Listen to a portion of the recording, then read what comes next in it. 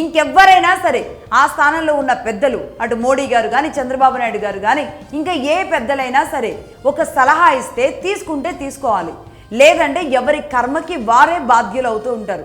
కానీ దేశాన్ని రక్షించుకోవడానికి 4 మంచి మాటలను, సూచనలను కూడా రుచించని వాళ్ళు ఎవరైతే ఉంటారో వాళ్ళు ఈ టాపిక్ని డైవర్ట్ చేస్తూ ఉంటారు. ఇలాంటి వాళ్ళని ఏమనాలి?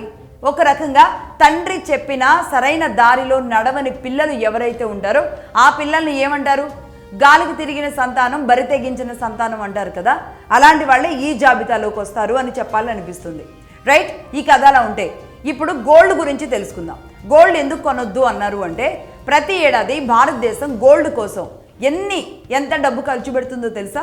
ఎన్ని డాలర్స్ కొంటామో తెలుసా? మనం గోల్డ్ కొనడం కోసం మనం డాలర్స్ని కొనాలి. ముందుగా $72.73 బిలియన్ మనం కొంటూ ఉంటాం.